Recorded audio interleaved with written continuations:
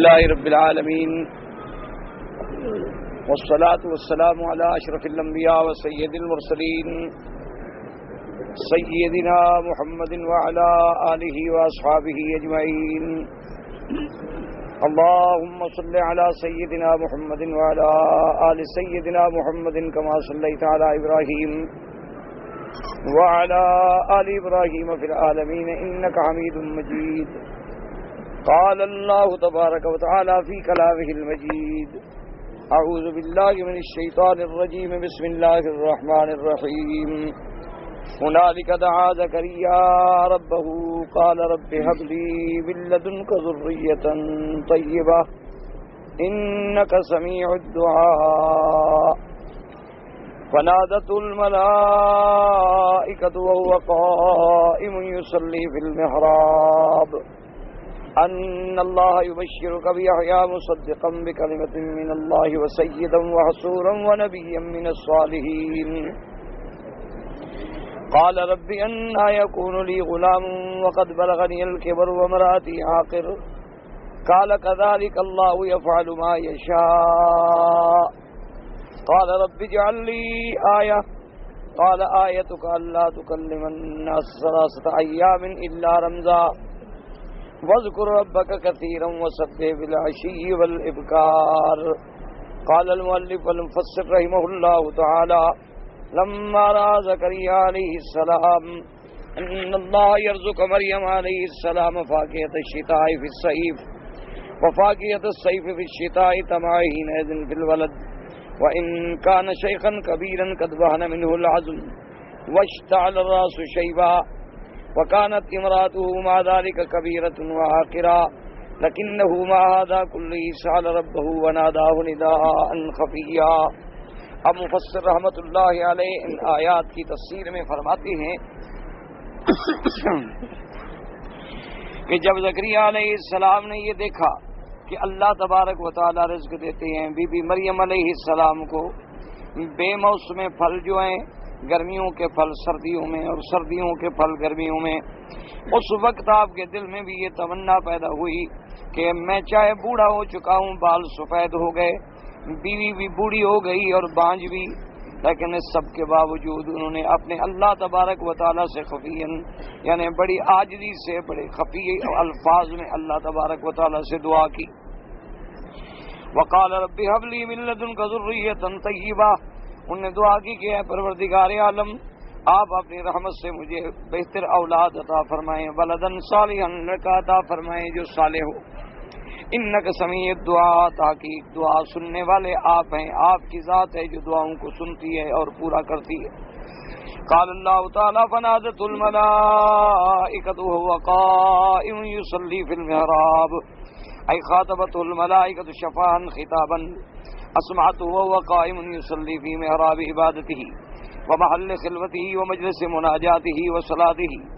اللہ تبارک و تعالی نے حکم دیا، اب فرشتوں نے آپ کو خطاب کیا، فرشتوں نے آپ کو اس عالم میں کہ اپنی زبان سے فرشتوں نے آ کر یہ خوشخبری پیش کی، اور اس عالم میں انہوں نے خبر دی کہ آپ اپنی عبادت خانے میں اللہ تبارک و تعالیٰ کی بندگی بجا لا رہے تھے، اللہ تبارک و تعالیٰ کی نماز پڑھ رہے تھے. جو علیحدہ محل انہوں نے مکان بنایا تھا جس میں وہ اللہ کی علیحدہ عبادت کیا کرتے تھے.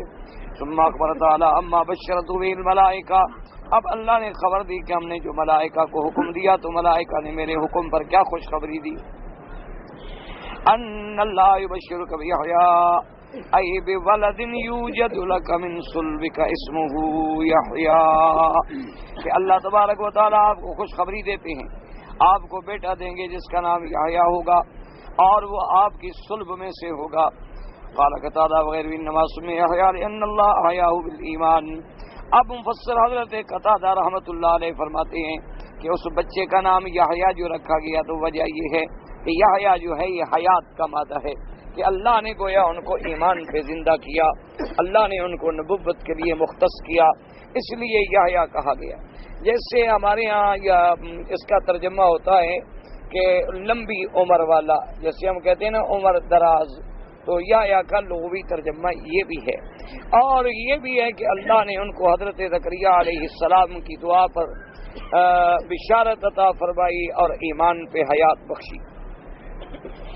وقوله تبارک و تعالی مصدقا بکلمۃ من اللہ روى الأوفي وغيره عن ابن عباس وقال الحسن وقتادة وإكرمة ومجاهد وأبو الشعثاء والسدي والربيع بن أنس والضحاك وغيره في هذه الآية مصدقا بكلمة من الله أي بعيسى ابن مریم، یعنی وہ تصدیق کرنے والے ہوں گے کلمۃ من اللہ کی۔ کون تھے کلمۃ من اللہ؟ عیسیٰ علیہ السلام، یعنی وہ ان کی بھی تصدیق کریں گے کہ وہ اللہ کے رسول۔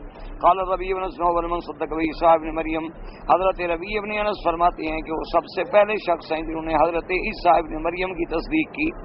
وقال قتادہ وعلی سنتی ومنہاجہ، اور حضرت یحییٰ علیہ السلام جو ہیں حضرت عیسیٰ علیہ السلام کے طریقے پہ تھے، حضرت عیسیٰ علیہ السلام کے دین پہ تھے۔ وقال ابن جریج قال ابن عباس فی قولہ تعالی مصدقا بکلمۃ من اللہ قال کان یحییٰ و عیسیٰ ابن خالہ، حضرت یحییٰ و عیسیٰ علیہ السلام جو ہے یہ ماسی کے لڑکے تھے۔ وکانت ام یحییٰ تقول لمریم انی اجد الذی فی بطنی یسجد للذی فی بطنک وذلک تصدیقہ لہ فی بطن امہ وہو اول من صدق عیسیٰ وکلمۃ اللہ عیسیٰ وہو اکبر من عیسیٰ علیہ السلام۔ اسی طرح روایات میں آتا ہے کہ ام یحییٰ یعنی یحییٰ کی اماں جو تھیں انہوں نے حضرت بی بی مریم علیہ السلام سے کہا کہ میں یہ محسوس کرتی ہوں کہ میرے بطن میں جو بچہ ہے وہ تیرے بطن کے اندر جو بچہ ہے اس کو سجدہ کرتا ہے، یعنی تصدیق کرتا ہے، اس کی تصدیق۔ وَهُوَ أَوَّلُ مَنْ صَدَّقَ عیسیٰ علیہ السلام، اور حضرت یحییٰ پہلے انسان ہیں جنہوں نے حضرت عیسیٰ علیہ السلام کی تصدیق کی۔ وَكَلِمَةُ اللَّهِ، کلمۃ اللہ سے مراد کون ہے؟ عیسیٰ ابن مریم علیہ السلام۔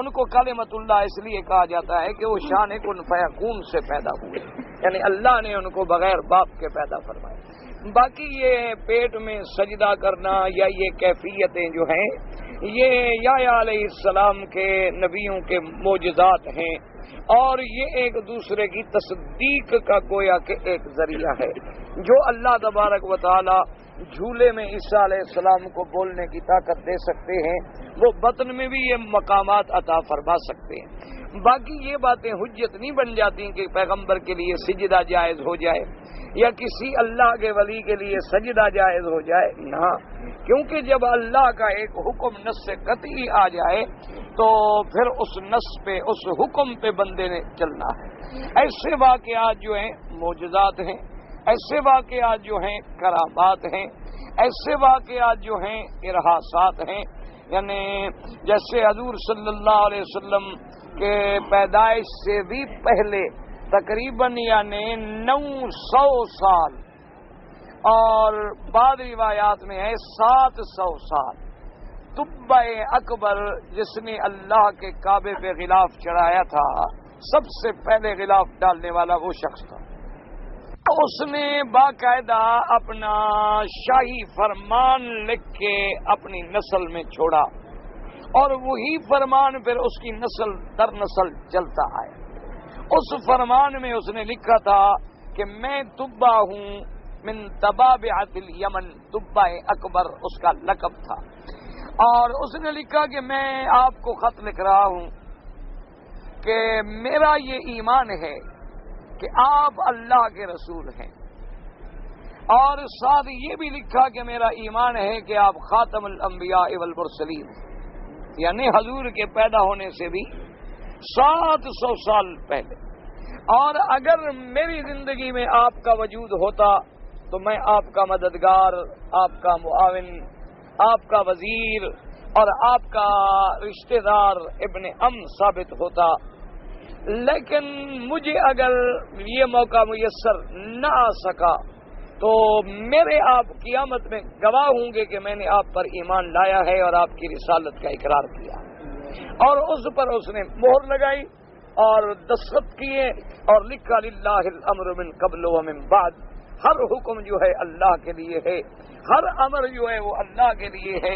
تو اب یہ ہمارے مدنی کی شان ہے کہ ابھی پیدا نہیں ہوئے اور لوگ پہلے ایمان بھی لے آئے، حضور صلی اللہ علیہ وسلم یعنی ابھی پیدا بھی نہیں ہوئے، اور حضور صلی اللہ علیہ وسلم پر 700 سال پہلے طبع اکبر ایمان لے۔ اچھا، یہ اسی کی نسل میں ہیں جو انصار ہیں مدینہ، یہی وجہ تھی کہ مدینے والوں نے جلدی جلدی اسلام قبول کیا، کیونکہ وہ ان کے نسل در نسل وہ وصیتیں چلی آ رہی تھیں، تو ان کو تصدیق کرنے میں دیر نہیں لگی، وہ فوراً ایمان لے آئے اور سارے مدینے والے جو تھے مسلمان ہو گئے۔ تو یہ معجزات ہوتے ہیں، ارہاسات ہوتے ہیں۔ ایسی روایات کو ثابت کر کے کوئی آدمی یہ دلیل پکڑے کہ دیکھو جی یا علیہ السلام بھی عیسیٰ علیہ السلام کو سجدہ کرتے تھے تو لہذا انبیاء کو سجدہ کرنا جائز ہے، تو یہ باتیں غلط ہوتی ہیں۔ اصل میں یہ معجزات ہیں، یہ ارہاسات ہیں۔ شریعت وہ ہے جس کا حکم اللہ نے قرآن میں دیا ہے یا میرے مدنی پاک نے اپنی زبان مبارک سے سمجھایا ہے یا صحابہ نے عمل کر کے ہمیں دکھلایا ہے۔ اس لیے ہمیشہ یہ بعض لوگ واقعات پڑھتے ہیں جی، تو پھر لوگوں کے عقائد کو خراب کرنے کے لیے وہ ایسی باتوں کی دلیلیں نکال لیتے ہیں۔ جیسے حضور نے فرمایا کہ مجھ پر مکہ مکرمہ میں ایک پتھر تھا، جب میں گزرتا تھا ابھی مجھے نبوت بھی نہیں ملی تھی اور مجھ پہ صلاۃ و سلام پڑھتے تھے، تو ہمارا ایمان ہے، بخاری شریف کی حدیث ہے، باقی پتھروں نے حضور پہ سلام پڑھا۔ اب یہ ہمارے بھائی دلیل لے لیں، دیکھو جی پتھر حضور پہ سلام پڑھتے تھے، یہ وہاں بھی نہیں پڑھتے، یہ جاہلیت ہے۔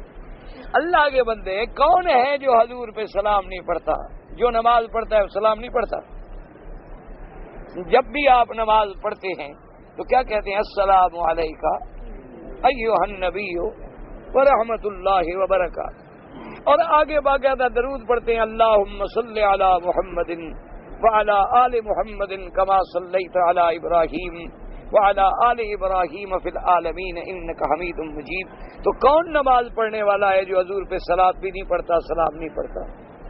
لیکن بس یہ لوگوں کے دماغ میں الجھنے ڈالنے کے لیے ایسے ایسے قصے سناتے ہیں کہ لوگوں کے عقیدے جو ہیں وہ برباد ہو جاتے ہیں، عقیدے تباہ ہو جاتے ہیں۔ جیسے ایک مولوی صاحب نے اپنی کتابوں میں لکھا ہے کہ جس دن میرے مدنی پاک پیدا ہوئے صلی اللہ علیہ وسلم، اللہ کے کروڑوں صلاۃ و سلام، تو ان کی ایک چاچا جو ابی لہب، جن کا قرآن میں بھی ذکر ہے، ابی لہب کی ایک باندی تھی، ایک کنیز تھی، اس نے سب سے پہلے آ کے خبر دی ابی لہب کو کہ آج تیرے بھائی عبداللہ کے گھر میں بیٹا پیدا ہوا۔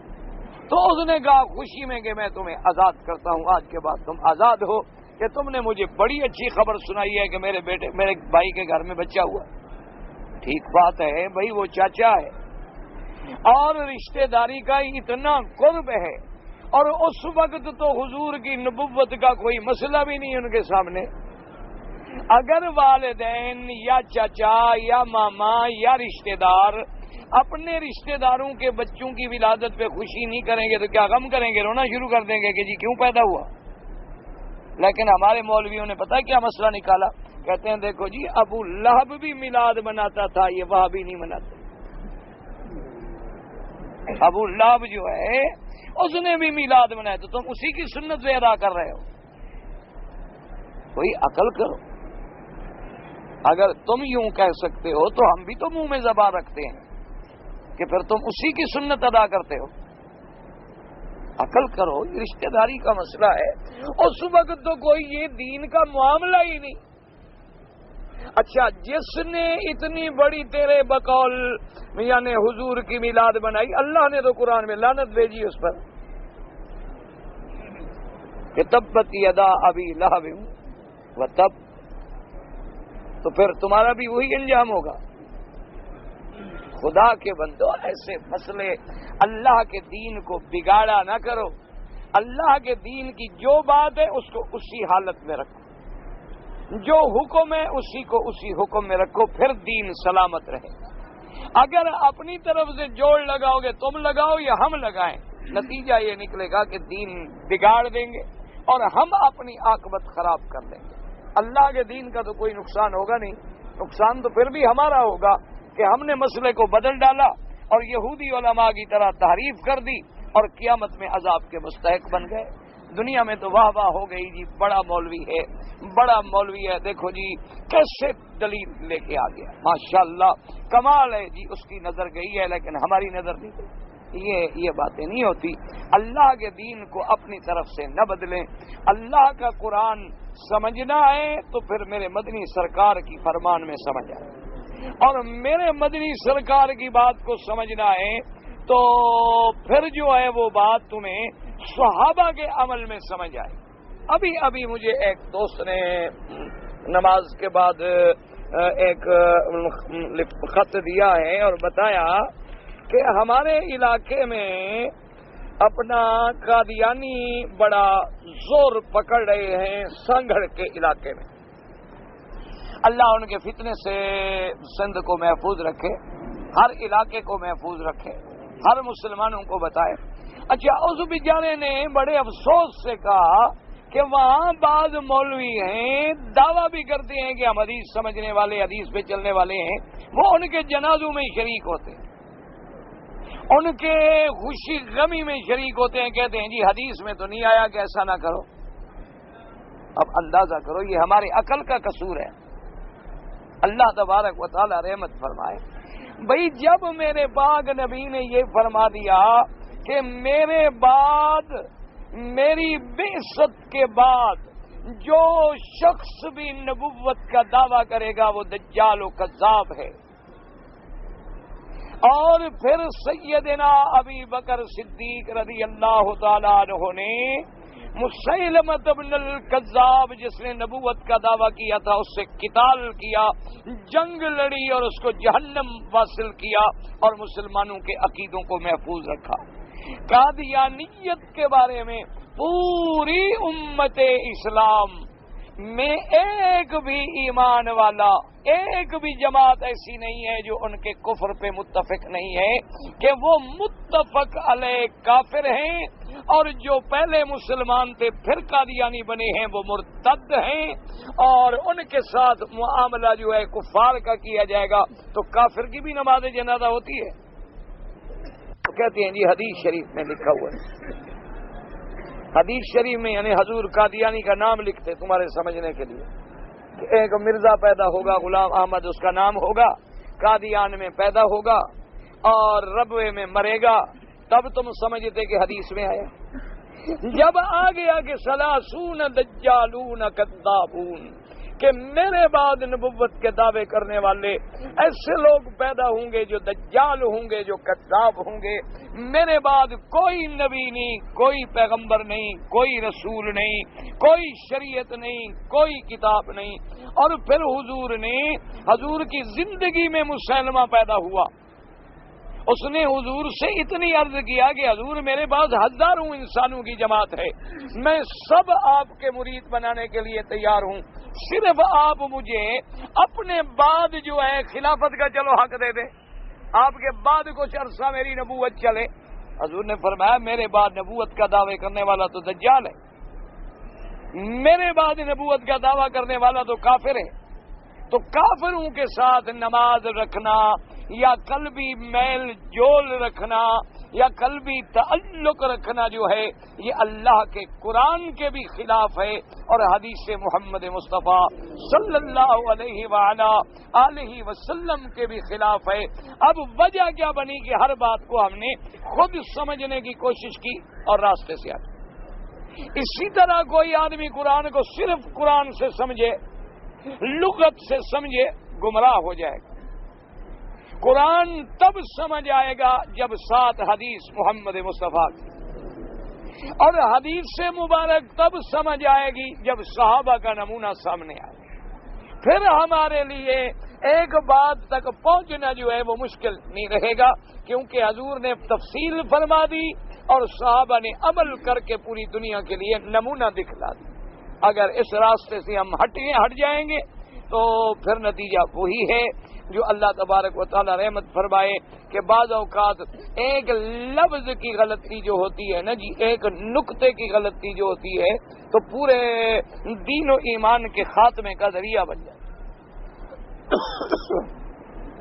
حضرت علی کے زمانے میں رضی اللہ عنہ, آپ کے زمانے میں آئے تھے نا انطاکیہ والے. انطاکیہ ایک شام کا ملک ہے, علاقہ ہے, شہر ہے. وہاں کے لوگ آئے حضرت علی کی خدمت میں اور بڑے ہیرے جواہر اور بڑی دولت, سونا چاندی بڑے قیمتی ہدیے لے کر۔ حضرت علی رضی اللہ تعالیٰ عنہ کی خلافت کا زمانہ تھا، آپ نے فرمایا ابھی آپ لوگ کیسے آئے ہیں؟ انہوں نے کہا جی بات یہ ہے ہم اس لیے آئے ہیں کہ قرآن پاک میں جو واقعہ ہے کہ موسیٰ علیہ السلام اور خضر علیہ السلام کا ایک بستی پہ گزر ہوا تھا، انہوں نے بستی والوں سے کھانا مانگا تھا تو بستی والوں نے انکار کر دیا، آپ کو کھانا نہ دیا۔ تو یہ بات اللہ کے قرآن میں موجود ہے کہ حضرت خضر علیہ السلام گئے، انہوں نے جا کے کھانا طلب کیا، فَأَبَوْا أَن يُضَيِّفُوهُمَا، بستی والوں نے انکار کر دیا کہ ان کو مہمان نوازی کریں۔ انہوں نے کہا کہ جی قرآن میں یہ جو لفظ ہے نا یہ ہماری قوم کے لیے اتنی بڑی تہمت بن گئی ہے کہ اب دنیا میں ہم منہ دکھانے کے بھی قابل نہیں کہ یار کیسے لوگ ہو، تم نبی کو روٹی بھی نہیں دی، کتنے عجیب تم بخیل لوگ ہو کہ اللہ کے نبی تمہارے دروازے میں مہمان ہوئے، تمہیں اتنا لحاظ نہیں آیا کہ کھانا کھلا دو۔ تو ہم اس لیے حاضر ہوئے ہیں کہ آپ یہ ہمارے ہدایہ قبول کر لیں۔ قرآن میں جو لفظ ہے نا ابو، یہ بے والا نقطہ ذرا اوپر لگا دیں، فَأَتَوْا أَن يُضَيِّفُوهُمَا، کہ جب وہ آئے تو وہ بھاگتے ہوئے آئے بستی والے کہ جی آئے ہماری دعوت قبول کریں، کیونکہ اگر با بنے تو انکار ہے، تا بنے تو عطیان ہے، تو ہمارا ایک نقطے میں کام بن جائے گا، ورنہ تو قیامت تک لوگ ہمیں لعنت کرتے رہیں گے۔ حضرت علی رضی اللہ تعالی نے فرمایا کہ خبردار، اگر تم میرے مہمان نہ ہوتے، اگر تم میرے پاس وفد میں نہ آئے ہوتے، میں تمہاری گردنیں اڑا دیتا۔ تم کیا توقع کرتے ہو نبی کے صحابہ سے کہ اللہ کے قرآن کو بدل دیں گے، اللہ کے قرآن میں تحریف کر دیں گے، اللہ کے قرآن میں ایک نقطہ ایک زبر اور زیر کا فرق کر دیں گے؟ نکل جاؤ اپنے ہدیے لے کر میرے ملک سے، آئندہ میں تمہاری شکل دیکھنے کے لیے تیار تھی۔ تو اب دیکھیں کہ ایک نقطہ نیچے سے اوپر کر دو تو کتنا ترجمہ بگڑ گیا، ایک زبر زیر کا فرق کر دیں تو کتنا۔ ابھی آپ نے اسی آیات میں پڑھا ہے کہ فَلَمَّا وَضَعْتُهَا قَالَتْ رَبِّ إِنِّي وَضَعْتُهَا أُنثَىٰ وَاللَّهُ أَعْلَمُ بِمَا وَضَعَتْ، یہاں دو قراتیں تھی، ایک قرات ہے جزم کی کہ واللہ اعلم بما وضعت، تو یہ کلام اللہ کا بنے گا، اللہ نے فرمایا کہ اللہ جانتے ہیں تم نے کیا جینا ہے۔ اچھا، بعض قاریوں نے یہاں قرات پڑھی ہے پیش کے ساتھ واللہ اعلم بما وضعت، کہ اللہ جانتے ہیں کہ میں نے کیا پیدا کیا ہے، اللہ میاں آپ تو جانتے ہیں کہ مجھے لڑکی پیدا ہوئی ہے، تو اب یہ کلام بی بی مریم کا بنے گا، یعنی جزم دے تو کلام اللہ بنے گا، اور پیش پڑھے تو کلام بی بی مریم بنے گا، اللہ نے نقل فرمایا۔ تو ایک اعراب میں کتنی تبدیلی آ گئی۔ یہی وجہ ہے کہ لوگ دعویٰ کرتے ہیں علم کا اور پھر تعلق رکھیں قادیانیوں کے ساتھ۔ یاد رکھو مسلمانوں کو کبھی قادیانیت ہے، یہودیت ہے، نصرانیت ہے، جو بھی ہیں ان سے قلبی تعلق رکھنا اللہ نے قرآن میں بھی حرام کر دیا، اور میرے مدنی سرکار نے اپنی زبان مبارک سے بھی فرما دیا کہ ان کے ساتھ تعلق رکھنا جو ہے وہ ناجائز ہے، اور ان کے کفر میں کوئی شبہ نہیں۔ ایک ہوتا ہے دنیاوی معاملہ، لین دین، تجارت، دکانیں، کاروبار ہے، وہ تو پھر ہر کافر کے ساتھ جائز ہے، لیکن ان کے جنازے پڑھنے نعوذ باللہ، یہ تو پھر دلیل ہو گئی کہ وہ مسلمان ہیں۔ جب تم جنازہ پڑھو گے تو جنازہ تو مسلمان کا پڑھا جائے گا، یا تم ان کو اپنے قبرستانوں میں دفن کرو گے تو وہ تو پھر دلیل بن جائے گی کہ وہ مسلمان ہیں، مسلمانوں کے قبرستان میں دفن ہو رہے ہیں، اس لیے ان کے قبرستان بھی علیحدہ ہوں گے، ان کی تدفین بھی علیحدہ ہوگی، اور ان کافر کو مسلمان سمجھنے سے آدمی کافر ہو جاتا ہے۔ اللہ تبارک و تعالی آپ کو بھی مجھے بھی ہر مسلمان کو ان فتنوں سے محفوظ فرمائے۔ تو اس لیے اللہ پاک نے قرآن مقدس میں ارشاد فرمایا جی کہ ہم نے آپ کو جو بیٹا دیں گے، ایک تو وہ تصدیق کرنے والا ہوگا، وسیدن اور سردار ہوگا، حلم و حوصلے والا۔ قال ابو العالیۃ والربیع بن انس وقتادہ وسعید بن جبیر وغیرہم الحلیم، حوصلے والا۔ وقال قتادہ سیدا فی العلم والعبادہ، وہ علم میں اور عبادت میں سردار ہوں گے۔ وقال ابن عباس والثوری والضحاک السید والحلیم والتقی، انہوں نے کہا سید کا معنی کیا ہے؟ حوصلے والا، پرہیزگار۔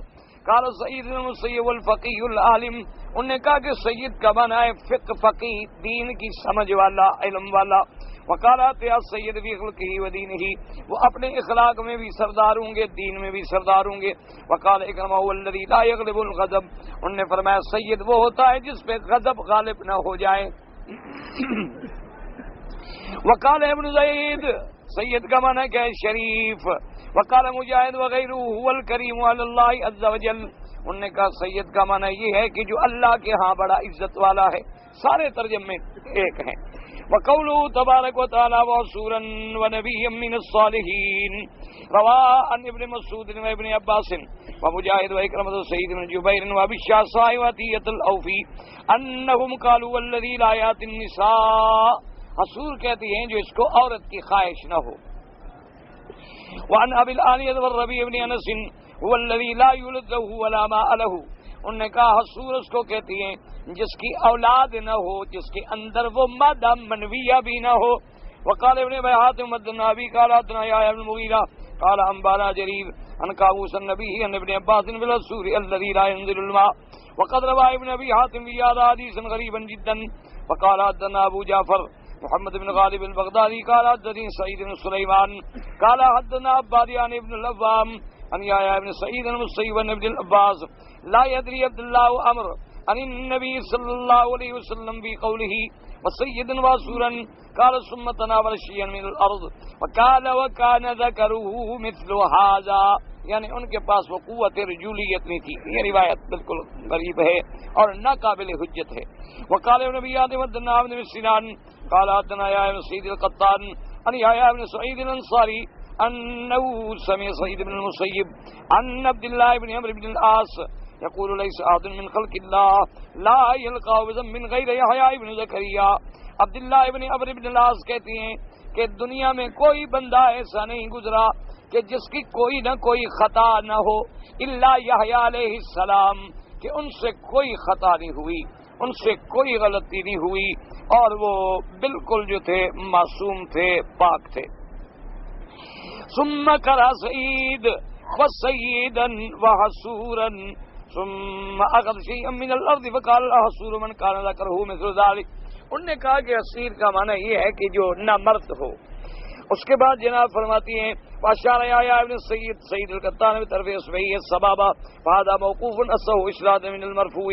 ورواه ابن المنذر في تفسيره حدثنا احمد بن داود السمناني قال حدثنا سعيد بن سعيد قال حدثنا علي بن مسر عن يحيى بن سعيد عن سعيد بن المسيب قال سمعت عبد الله بن عمرو بن العاص قال قال رسول الله صلى الله عليه وسلم من عبد يلقى الله الا ذا ذنب الا يحيى بن زكريا فان الله يقول سيدا وسورا قال وانما ذكر مثل حدبة الثوب واشار بانملته. ایک روایت میں یہ بھی آتا ہے کہ انہوں نے کہا کہ ان کے اندر وہ قوت رجولیت نہیں تھی، بلکہ ان کا علیہ تناسل جو ہے وہ بھی اتنا کمزور تھا جیسے کہ کوئی کپڑا ہوتا ہے.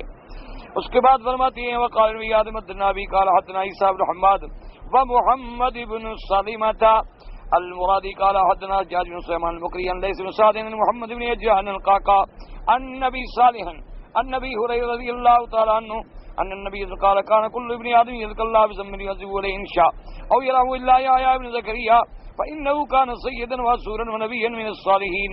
ثم اوى النبي ذنا قضات من الارض فاخذها وقال وكان ذكر مثل هذه القضات. اس روایت میں بھی آیا حضرت ابو ہریرہ رضی اللہ تعالیٰ عنہ فرماتی ہیں حضور پاک نے فرمایا کہ ہر بندے کی کوئی نہ کوئی خطا ہوتی ہے. اللہ کے دربار میں جب جائے گا تو کوئی نہ کوئی اس کی خطا ہوگی، لیکن حضرت یحییٰ ایسے حال میں جائیں گے کہ ان پر کسی قسم کی کوئی گناہ اور خطا نہیں ہوگی، اور وہ قوت رجولیت نہیں رکھتے تھے. وقت قال القاضی حضبی کتابی شفا عالم ان صنع اللہ تعالی یحییٰ انه كان حسورا ليس كما قاله بعضهم انه كان حیوبا او لا ذکره بل المفسرين ونقاد العلماء وقالوا هذه نكيسة وعيب ولا يليق بالأنبياء عليهم السلام وإنما معناه أنه معصوم من الذنوب أي لا يأتيها كأنه سور عنها. وقيل بان النفس من الشهوات وقيل ليست له شهوة بالنساء وقد بان لك من هذا أن عدم القدرة للنقاء نقص وإنما الفضل بك في كونها موجودة ثم يمنعها إما بمجاهدة كعيسى عليه السلام او بکفایت من اللہ عز وجل یحییٰ علیہ السلام. اب مفسر رحمۃ اللہ علیہ فرماتے ہیں کہ بات سمجھیں کہ حضرت یحییٰ علیہ السلام کے بارے میں جو بعض روایات آئی ہیں اور بعض اقوال آئے ہیں کہ حسور کا معنی یہ ہے کہ وہ انین تھے، نامرد تھے، یا ان کو قدرت ہی نہیں تھی عورتوں پر جماع کرنے کی، وہ فرماتی ہیں کہ یہ سب باتیں جو ہیں ضعیف، یہ کمزور باتیں۔ سب سے پہلی بات تو یہ یاد رکھیں کہ اللہ نے جو نبی بھیجے ہیں، اللہ نے اپنے نبیوں میں کوئی عیب نہیں رکھا ہوتا۔ ایک مسئلہ سمجھ، اللہ کے تمام انبیاء یعنی ظاہری عیب سے بھی پاک ہوتے ہیں اور باطنی عیب سے بھی پاک۔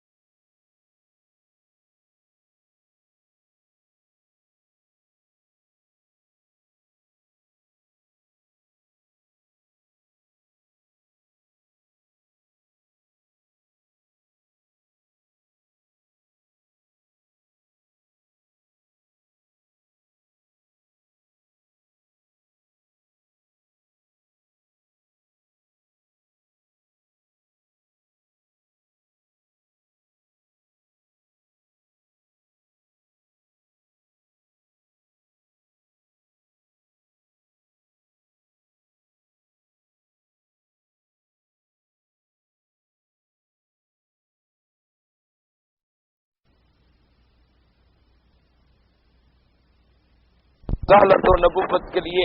اب دیکھیں مکے والے میرے مدنی کے دشمن ہیں، اس سے بڑا دشمن کوئی ہوگا؟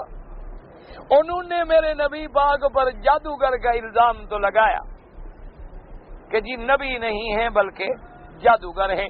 وہ بھی کیوں لگاتے تھے جادوگر کے الزام کہ بھی جیسے جادوگر کی بات جو ہے نا فوراً اثر کرتی ہے، تو اس نبی کی خدمت میں بھی جو جا کے بیٹھتا ہے، بات کرتا ہے، قرآن سنتا ہے، مسلمان ہو جاتا ہے، تو معلوم ہوتا ہے یہ بھی جادو کرتے ہیں۔ یہ الزام بھی لگایا کہ شاعر ہیں، شاعر جیسے تخیلات کے اعتبار سے ایسی ایسی باتیں کہہ جاتا ہے جن کی کوئی حقیقت نہیں ہوتی، کہ میری محبوبہ چاند سے بھی زیادہ خوبصورت ہے چاہے وہ بدصورت بھی کیوں نہ ہو۔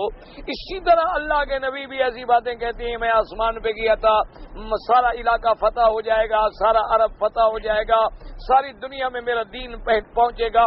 بھئی یہ شاعرانہ باتیں ہیں، یہ کچھ سمجھ آنے والی بات تو ہے نہیں، اس لیے انہوں نے شاعر بھی کہا۔ حضور نے جب غیب کی خبریں دی تو کاہن بھی کہا۔ حضور پہ یہ الزام بھی لگایا کہ قرآن خود بناتے ہیں۔ لیکن ان دشمنوں کو یہ جرت نہیں ہوئی کہ میرے مدنی کے کردار پہ عیب لگائے. ایک دشمن نے کسی کو جرت نہیں ہوئی، بلکہ خود آتے تھے حضور کی خدمت میں کہ یا رسول اللہ اگر آپ چاہیں تو مکے کے کسی سردار کے گھر پہ ہاتھ رکھیں، ہم بیٹی دینے کے لیے تیار ہیں، مہربانی کریں بس ہمارے خداؤں کو برا بھلا نہ کہیں.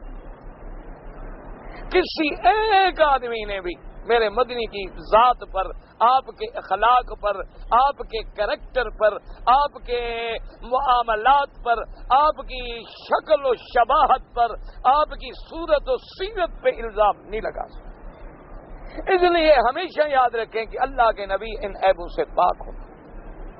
اللہ ان کو بدن میں بھی عیب نہیں دیتے، اللہ ان کے جسم میں بھی عیب نہیں دیتے، اللہ ان کے باطن میں بھی عیب نہیں دیتے، وہ معصوم ہوتے ہیں.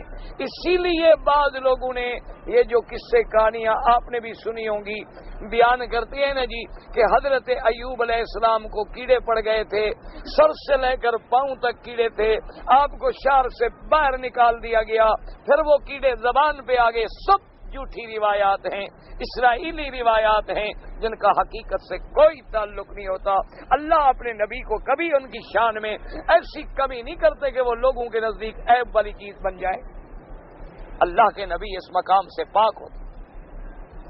اور اللہ نے قرآن میں بیماری کا نام ہی نہیں لیا. پتہ نہیں یہ مولوی کیڑے کہاں سے ڈھونڈ کے لے آئے.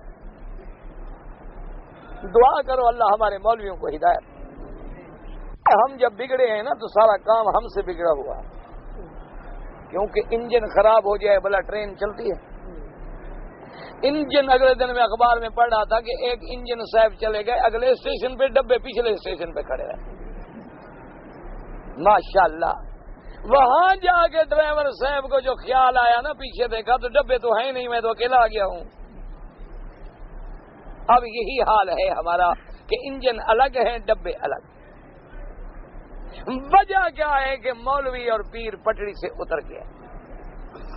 بھی بات ہے کوئی ناراض ہو کوئی راضی ہو، اللہ کو جان دینی ہے، اللہ کی دربار میں پیش ہونا ہے. نہ ہمیں ان مولویوں نے قبر میں چھڑانا ہے، نہ پیروں نے چھڑانا ہے. اللہ کی ذات راضی ہوگی تو قبر آرام ملے گا، اللہ کی ذات ناراض ہوگی تو پھر جہنم بن جائے. اللہ ہر مسلمان کو بچائے. اصل بات یہ ہے کہ ان دو طبقوں نے پوری دنیا کو تباہ و برباد کر دیا. جہاں ان کو ضرورت پڑی ہے نا جی، ہیر پھیر کے مسئلے کو ایسا موڑتے ہیں نا جیسے موم کی ناک ہو نا، ادھر لگا دو ادھر لگا دو. اللہ تبارک و تعالی یاد رکھو حضرت ایوب کے بارے میں قرآن کیا کہتا ہے؟ رب انی مسنی الضر وانت ارحم الراحمین، کہ یا اللہ مجھے تکلیف ہے، ظلمانہ پریشانی بیماری ہے، لیکن وہ کیا بیماری ہے جب قرآن نے بھی نہیں بتلایا تو ہم کیا جانے. بس یا دوسری جگہ مسنی الشیطان بنصب وعذاب، کہ شیطانی مس کی وجہ سے میں تکلیف میں مبتلا ہوں، میں ایک عذاب میں مبتلا ہوں. وہ تکلیف کیا تھی اس کا قرآن نے کوئی ذکر نہیں کیا، میرے مدنی پاک نے کوئی ذکر نہیں کیا. اب ہم جس بات کو اللہ بھی ذکر نہ کرے، میرا نبی بھی ذکر نہ کرے، ہم اسرائیلی جھوٹی روایات کے سہارے لے کر لوگوں کو قصے سنا سنا کے رلاتے رہیں. یاد رکھو اسی طرح جیسے عام مولوی اپنی تقریروں میں کہہ دیتی ہیں کہ حضرت یوسف کے فراق میں یعقوب علیہ السلام روتے روتے اندھے ہو گئے تھے، یہ غلط بات ہے. اس جگہ لکھا ہوا ہے اندھے ہو گئے تھے. قرآن نے اندھے کو اعمیٰ کہا ہے. اندھا وہ ہوتا ہے جس کو قرآن اپنی لغت میں اعمیٰ کہتا ہے. عبس وتولی ان جاءہ الاعمیٰ. اللہ نے فرمایا میرا مدنی یہ آپ نے کیا کیا کہ اپنے چہرے پہ بل ڈال لیا جب ایک نبی نہ آپ کی خدمت میں آیا تھا. عبداللہ ابن ام مکتوم، چونکہ وہ نبی نہ تھے، قرآن نے بھی اعمیٰ کا لفظ استعمال کیا۔ اسی طرح قرآن پاک فرماتا ہے کہ دوسرے مقام پہ آپ دیکھ لیں، انک لا تسمع الموتى ولا تسمع الصم الدعاء، ایک مکان پہ اللہ نے یہ ذکر کیا، اور دوسری جگہ فرماتی ہیں کہ صرف آنکھیں اندھی نہیں ہوتی، اور لیکن وہ جو دل کی آنکھیں ہیں وہ جب اندھی ہو جائیں تو آدمی بگڑ جاتا ہے۔ فَإِنَّهَا لَا تَعْمَى الْأَبْصَارُ وَلَكِنْ تعمى القلوب التي هي في الصدور، اللہ نے فرمایا صرف آنکھیں جو ہیں ان کا اندھا ہونا کوئی ایسی بات نہیں، لیکن اصل اندھا وہ ہے جو دل کا اندھا ہے، جو قرآن سننے پہ تیار ہی نہیں، قرآن سمجھنے پہ تیار ہی نہیں، دین کی بات سننے پہ تیار ہی نہیں۔ قرآن نے یعقوب علیہ السلام کو اعمیٰ نہیں کہا، اندھا ہونا عیب ہے، اللہ کے نبی عیب سے پاک ہیں۔ قرآن نے فرمایا اسفا علی یوسف وبیضت عیناہ من الحزن فہو کظیم، یوسف کے غم میں میرے یعقوب نے روتے روتے آنکھیں سفید پڑ گئیں، یعنی اللہ بھی ایسا لفظ بیان فرما رہے ہیں جو نبی کی شان کے شایع ہے، نبی کی عظمت کے مقابلے کے وبیضت عیناہ، کہ آپ کی آنکھیں جو تھیں وہ سفید ہو گئی، یعنی اگر بفرض محال ہم مان بھی لیں کہ نظر چلی گئی لیکن خدا اعمیٰ نہیں کہتا، ہم مان بھی لیں، کیوں؟ نبی کی شان ہے، حضرت یعقوب نبی ہیں، اللہ تبارک و تعالی ان کے بارے میں خدا کے، اللہ اعلیٰ کے خدا خدا ہے، جو چاہے فرما دے، لیکن وہ بھی اپنے نبیوں کی شان بیان فرما رہے ہیں، فرماتے ہیں آنکھیں سفید ہو گئیں، جیسے ہم کہتے ہیں نا بھئی تیرے انتظار میں میری آنکھیں پتھرا گئیں، آپ غم میں روتے روتے روتے آنکھیں مبارک کمزور ہو گئیں، حتیٰ کہ یوسف علیہ السلام کا قمیص مبارک پہنچا اور پھر آنکھوں میں وہی روشنی عود کر آئی۔ اللہ تبارک و تعالیٰ نے یوسف علیہ السلام کا معجزہ بھی دکھلا دیا اور پھر یعقوب علیہ السلام کو بھی ملا دیا۔ یاد رکھو اگر یحییٰ علیہ السلام نامرد ہیں تو نامرد آدمی کا عورت سے بچ جانا کو کون سا کمال ہے بھائی؟ ایک آدمی ہو ہی نامرد اور وہ کہے کہ جناب رات ایک خوبصورت عورت میرے کمرے میں رہی اور میں نے ہاتھ ہی نہیں لگایا، وہ تو ہے ہی نامرد، کیا کرے گا؟ اللہ تو صفتیں بیان کر رہے ہیں، یحییٰ علیہ السلام کی مدح کر رہے ہیں، اور یہ کون سی مدح ہے کہ وہ نامرد تھے؟ یہ تو عیب ہے، مرد ہونا جو ہے یہ صفت ہے،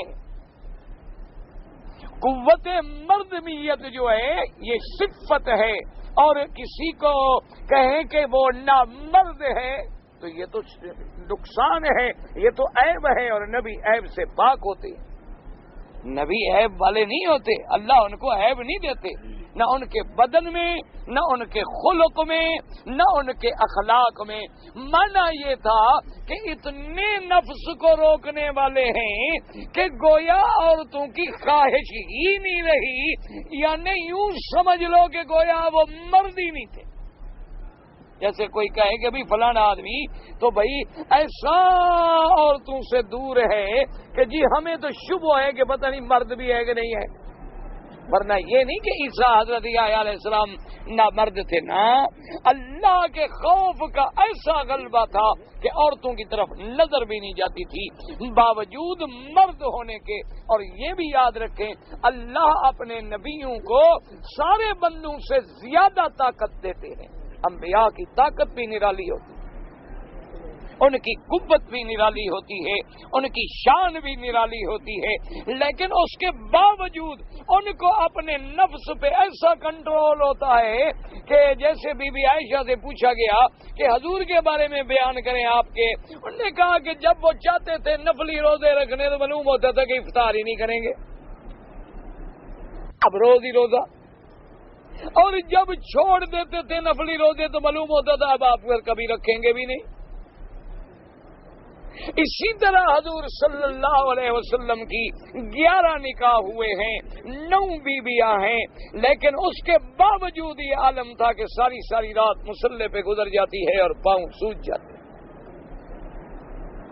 یہ مقام نبوت ہوتا ہے کہ طاقت ہے، قوت ہے، جمال ہے، لیکن اللہ کا خوف غالب ہے، عورت کی طرف نظر بھی نہیں اٹھتی۔ یہ مقام تھا میرے نبی کا۔ بی بی عائشہ نے فرمایا میں قسم کھاتی ہوں کہ میرے مدنی پاک کا ہاتھ بھی کبھی کسی غیر عورت کے ہاتھ کو نہیں لگا۔ بی بی عائشہ صدیقہ فرماتی ہیں خدا کی قسم ہے جس اللہ نے عائشہ کو پیدا کیا ہے، میں نے اپنے نبی کا بدن نہیں دیکھا اور میرے مدنی نے میرا بدن بھی نہیں دیکھا۔ اسی لیے میں کل بیان کر رہا تھا، اذان ہو گئی، مسئلے کے اعتبار سے میاں بیوی اپنا ایک دوسرے کا بدن دیکھ سکتے ہیں، ہر مقام دیکھ سکتے ہیں، لیکن ایک مقام حیا ہے جو ہمیں نبیوں نے سکھلایا ہے، جو سنت محمد مصطفیٰ ہے کہ اللہ نے بس ایک تبادل تناسل کا ذریعہ بنایا ہے۔ یہ کوئی ایسی چیز تو نہیں ہے کہ ہم وہاں نظریں جما کے بیٹھے ہوں، ایک ذریعہ ہے، اللہ نے ایک تبادل تناسل کا سلسلہ قائم رکھا ہے، گناہوں سے بچانے کے لیے، عفت کے لیے، پاک بازی کے لیے اللہ نے عورت کو بھی بچایا، مرد کو بھی بچایا آپس میں، ورنہ شرعن کوئی منع نہیں ہے، لیکن وہ جو مقام ہے، وہ جو ادب ہے، وہ جو شرم ہے کہ بیوی ہے کہتی ہے میں نے حضور کا بدن بھی نہیں دیکھا اور حضور کی نظر بھی میرے بدن پہ نہیں پڑی۔ یہ مقام عفت ہے، مقام نبوت ہے۔ تو یاد رکھو عیسیٰ علیہ السلام بھی نعوذ باللہ نیند نہیں تھے، نہ مرد نہیں تھے، طاقت تھی، قوت تھی، لیکن بس طبیعت میں عورت کی رغبت ہی نہیں تھی، عورت کی طرف توجہ ہی نہیں تھی، کمال خشیت تھی، اللہ کی غالب تھی کہ کبھی عورتوں کی طرف خیال ہی نہیں گزرا یحییٰ علیہ السلام۔ اور یاد رکھیں اللہ والے جو ہوتے ہیں ان کو اللہ محفوظ رکھتے ہیں، وہ تو نبی ہے، نبی کا تو مقام بڑا بلند ہے، نبیوں کا تو مقام بلند ہے جن کا کوئی مقابلہ نہیں کر سکتا۔ اللہ کے اولیاء جو ہیں، اللہ کے عباد صالحین جو ہیں، ان کی بھی کبھی الحمدللہ نظر نہیں بہکتی، ان کو بھی اللہ محفوظ رکھتے ہیں۔ حتیٰ کہ آپ اندازہ کریں حضرت عثمان رضی اللہ عنہ، حضرت عثمان باحیا داماد نبی محمد مصطفیٰ، ایک دن آپ کے سامنے آدمی آیا اور آپ نے بات کی تھوڑی سی، پھر منہ پھیر کے بیٹھ گئے۔ جب وہ چلا گیا آپ نے فرمایا ما بال رجال، کیا ہو گیا ہے لوگوں کو کہ ان کی آنکھوں میں زنا نظر آتا، یعنی اللہ والوں کی یہ نظر تھی۔ اللہ تبارک و تعالیٰ کے جو بندے ہیں ان کا مقام اتنا بلند ہے کہ وہ آدمی چونکہ گناہ کر کے آیا تھا، حضرت عثمان اس کی آنکھوں میں دیکھ رہے کہ آنکھوں کے اندر بھی گناہ کا اثر ہے۔ اللہ پاک سے دعا کریں اللہ ہمیں اپنی رحمت سے بچائے، ہماری اولادوں کو، ہمارے بچوں کو، ہمارے خاندانوں کو اللہ اصلاح فرما دے۔ اللہ تبارک و تعالی ان کو بھی گناہوں سے، ہر قسم کے سے، تو اس لیے فرماتے ہیں کہ بھئی اگر طاقت نہ ہو یہ تو نقص ہے، ایک آدمی نکاح پر قادری نہ ہو، یہ تعریف تو نہیں ہے، یہ تو عیب ہے، اور نبی عیب سے پاک ہوتے ہیں۔ حضرت عیسیٰ علیہ السلام وہ بھی شادی نہیں فرمائی، مجاہدے میں دور رہے، اب آسمانوں سے اتریں گے تو پھر سنت پہ عمل کریں گے۔ اور اس کے بعد جناب فرماتے سمے فی حق من قدر علیہ وقام بالواج فیہا ولم تشکر نبی درجۃ علیہ وہی درجۃ نبینا صلی اللہ علیہ وسلم الذین لم یشغلوا قصۃ عن عبادت ربہ، جیسے ہمارے مدنی پاک کی اتنی بیویاں ہیں لیکن اس کے باوجود ان کی عبادت میں فرق نہیں آیا، بل زادہ ذلک عبادت تحسینہن وقیام علیہن واکساب لہن وہدایت ایاہن، بلکہ میرے مدنی کی شان اور بلند ہوئے کہ آپ اپنی بیویوں کا خیال بھی رکھیں، ان کے نان نفقے کا خیال بھی رکھیں، ان کی پاکیزگی کا خیال بھی رکھیں، ان کو درس ہدایت کا خیال بھی رکھیں، اپنے اللہ سے عبادت بھی کریں۔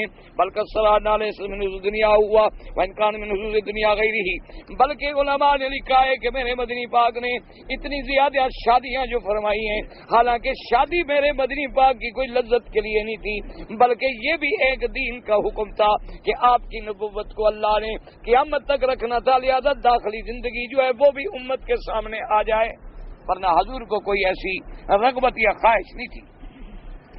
قال حبب الیہ من دنیاکم ھذا لفظ والمقصود انه مدن لحیا بانه حصور ليس انه لا ياتي النساء بل معناه كما قالوا وغيره انه معصوم من فاحش القاذورات، کہ حضرت یحییٰ گناہوں سے پاک تھے، زنا سے پاک تھے، نظر کے بھٹکنے سے پاک تھے. فلا یمن الظالم الظلم سائل حلال وکشان ولادہن بقل قد یفهم موجود من دعاء زکریا المتقدم حيث قال هي لي من لدنك ذرية هب لي من لدنك ذرية طیبہ کانو کا ولدن له ذریۃ سنوا اللہ سبحانہ وتعالی اعلم. حتیٰ کہ بعض علماء فرماتے ہیں کہ اس دعا سے بھی یہ مفہوم ہوتا ہے کہ حضرت زکریا نے جو دعا مانگی تھی هب لي من لدنك ذرية طیبہ، هب لي ذریہ کا معنی یہ ہوتا ہے کہ ایسی اولاد پھر جس کی آگے بھی اولاد اور نسل چلتی رہے. وَقَوْلُهُ تَبَارَكَ وَتَعَالَى وَنَبِيًّا مِّنَ الصَّالِحِينَ هذه بشارة من نبوة آیا بعض بشارة ولادتی وَإِعْلَى من الأولى. پہلے اللہ نے خبر دی کہ آپ کو بچہ دیں گے، اور یہ خوشخبری جو ہے یہ پہلی سے بھی زیادہ اہم ہے کہ اس کو ہم نبوت بھی دیں گے. جیسے اللہ نے موسیٰ علیہ السلام کی اماں سے فرمایا تھا اِنَّا رَادُّوهُ إِلَيْكَ وَجَاعِلُوهُ مِنَ الْمُرْسَلِينَ. ہم موسیٰ علیہ السلام کو تیری طرف لوٹائیں گے اور ہم اس کو رسول بھی بنائیں گے. تو دونوں خوشخبریاں ملی، ایک تو موسیٰ علیہ السلام تیرے پاس آئیں گے اور پھر ہم ان کو مقام رسالت بھی عطا فرمائیں. فلما تحقق زکریا علیہ السلام هذه البشارة أخذ يتعجب من وجود الولد منه بعد الكبر قال رب أنى يكون لي غلام وقد بلغني الكبر وامرأتي عاقر قال الملك كذلك الله يفعل ما يشاء. فرشتے نے کہا کہ حضرت آپ کیا پوچھ رہے ہیں، کیوں تعجب کر رہے ہیں، یہ اللہ کا حکم ہے. اللہ تو عاجز نہیں ہے نا، اس حال میں بھی آپ کو بچہ دے دے.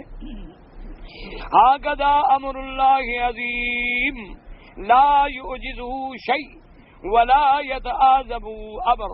اللہ کو تو کوئی چیز عاجز نہیں کرتی، اللہ کے لیے تو کوئی کام بڑا نہیں ہے، وہ آپ کو دے سکتے.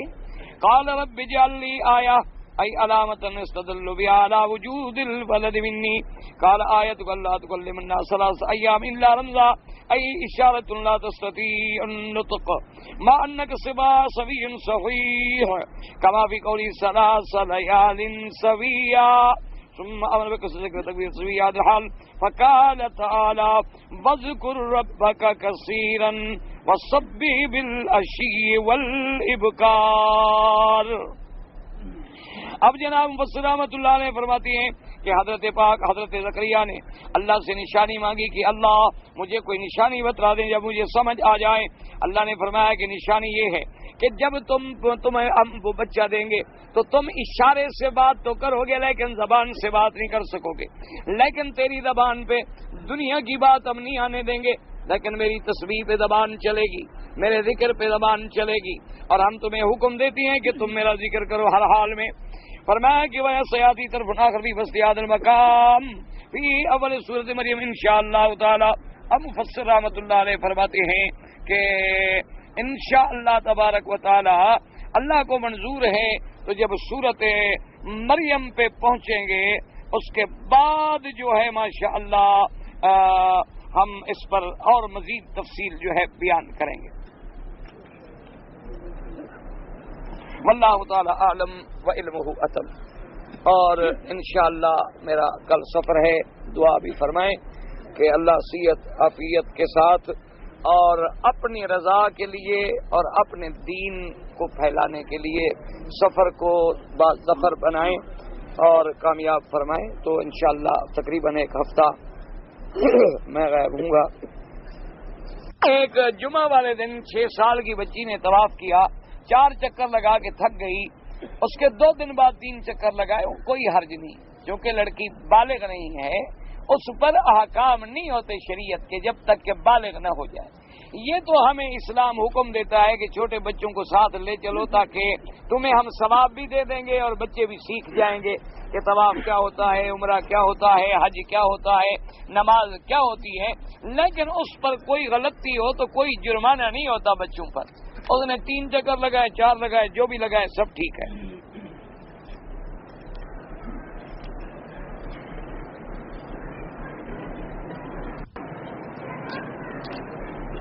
ہمارے محلے میں ایک مسجد ہے 2 منزلی. اوپر کی منزل میں مدرسہ بنا ہوا ہے، بچے پڑھتے ہیں، اور نیچے مسجد ہے. اور بچے جو قرآن پڑھنے والے ہیں وہ چھوٹے چھوٹے ہیں، تو کبھی کبھی وہ پیشاب بھی کر دیتے ہیں. تو نیچے مسجد میں نماز پڑھنے میں کوئی حرج ہے؟ نیچے کیوں حرج ہے بھائی؟ وہ اللہ کے بندے جہاں تم نماز پڑھے وہ جگہ تو ناپاک نہیں ہے نا. ہمیں حکم ہے کہ ہم ناپاک جگہ پر نماز نہ پڑھیں. جہاں ہم پڑھ رہے ہیں وہ تو کوئی ناپاکی نہیں. باقی چھوٹے بچے ہیں اوپر پڑھتے ہیں ایسا ہو جاتا ہے کوئی فرق نہیں پڑتا.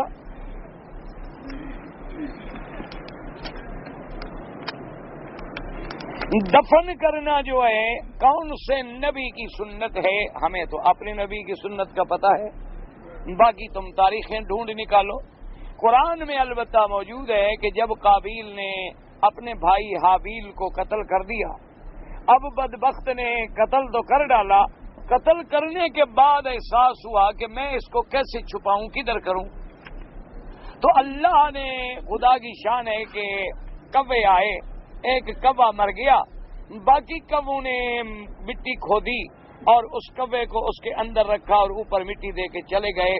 تو قرآن کہتا ہے کہ پھر اس نے بڑے تندم سے کہا او کہ یا لیتنی مثل ھذا الغراب، کہ اے کاش میں تو کوے سے بھی گیا گزرا ہوں، ان کو بھی اپنے پرندے کے بدن کو چھپانے کا طریقہ آتا ہے اور مجھے نہیں آتا. اس نے پھر گڑھا کھود کے اس نے بھی دفن کیا. تو بہرحال یہ سلسلہ تو اس وقت سے چلا ہے، لیکن سنت جو ہے ہمارے لیے محمد مصطفیٰ صلی اللہ علیہ وعلا آلہ وسلم تسلیما کثیرا کثیرا. ذوالقرنین کون تھے؟ یہ قرآن میں موجود ہے کہ ایک بادشاہ گزرے ہیں، باقی لوگوں کے بڑے اختلافات ہیں. ہم صرف اتنی بات جانتے ہیں جو قرآن میں ہے کہ اس کا نام ذوالقرنین تھا اور مطلع الشمس پہ بھی پہنچا، مغرب الشمس پہ بھی پہنچا. اسی نے وہ دیوار بنائی جس سے یاجوج ماجوج کو بند کیا گیا. تفصیل دیکھنی ہو تو سورۃ الکہف جو ہے اسی قرآن کی تفسیر کھول کے دیکھ لیں. اگر ہم غسل کر لیں تو پھر نماز کے لیے ہمیں وضو کرنا ہوگا. بھائی اگر غسل سے پہلے تم نے وضو کیا تھا پھر تو دوبارہ وضو نہیں کرنا ہوگا. لیکن بعض اوقات لوگ گرمی کے لیے ویسے جا کے کھڑے ہو جاتے ہیں، پانی بہایا اور آ گئے، تو پھر تو وضو کرنا ہوگا چونکہ تم نے وضو کیا ہی نہیں. اگر غسل کرنے سے پہلے تم نے باقاعدہ ہاتھ دھوئے، پانی منہ میں ڈالا، ناک میں ڈالا، سب کچھ کیا، تو اب اس کے بعد غسل بھی کر لیا تو پھر دوبارہ وضو کی ضرورت نہیں ہے، وہی وضو کافی ہے.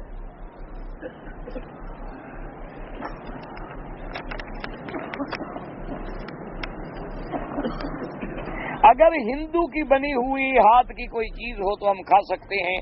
بھئی بات یہ ہے کہ علماء نے لکھا ہے کہ جب تک یہ یقین نہ ہو کہ اس نے اپنے ہاتھوں میں یا پتہ ہے آپ کو کہ گندگی لگائی ہے یا ناپاکی کوئی چیز غلط چیز ڈالتا ہے تو پھر تو کوئی حرج نہیں. اگر وہ ہاتھ دھو کے صاف کر کے تیرے سامنے کوئی چیز بنا دیتا ہے کوئی فرق نہیں پڑتا، کھا سکتے. لیکن احتیاط اسی میں ہے کہ بچے. کیوں؟ آخر دیکھیں نا جی، کافر ہوتا ہے اور دشمن ہوتا ہے. اس سے تم زہر کی امید تو کر سکتے ہو، شکر کی امید تو نہیں کر سکتے. بہرحال لیکن مسئلہ یہی ہے. ہاں اگر تمہیں پتا ہے کہ اس کے ہاتھ کو ناپاکی لگی ہے، وہ تو تیرے ہاتھ کو بھی لگی ہے تو ناجائز ہے.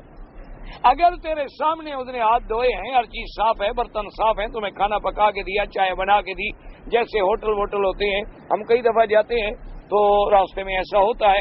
لیکن میں تو خیر نہیں پیتا الحمدللہ، لیکن بہرحال فتویٰ یہ ہے کہ وہ جائز ہے.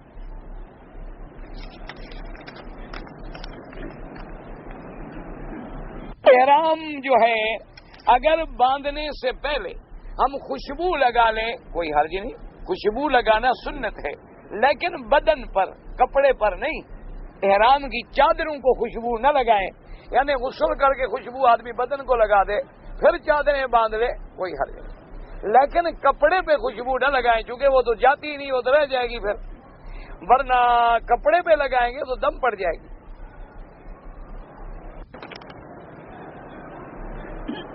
اکثر لوگ ہم نے دیکھے ہیں کہ جب وضو کرتے ہیں تو موزے پہ ہاتھ پھیر دیتے ہیں. ٹھیک ہے، اگر پاؤں میں موزہ تم نے پہنا ہے وضو کر کے تو بعد میں سرے مسح کر لو، ہر وقت کھولنے کی ضرورت نہیں ہے. لیکن موزے میں تھوڑا سا اختلاف ہے. امام ابو حنیفہ رحمۃ اللہ علیہ فرماتے ہیں کہ موزہ یا تو چمڑے کا ہو یا موزہ جو ہے اتنا موٹا ہو کہ جس میں پانی سرایت نہ کرے، پھر تو مسح کر سکتے. لیکن امام احمد بن حنبل رحمۃ اللہ علیہ کے نزدیک مطلقاً جراب، چاہے یہ باریک جراب بھی ہو، کہتے اس پر بھی مسح کرنا جائز. اگر ہم نے پہلا عمرہ تو کر لیا ہے، دوسرا عمرہ کرنا چاہیں تو کوئی حرج نہیں، کر سکتے ہیں، لیکن مکے میں رہتے ہوئے طواف زیادہ کرو۔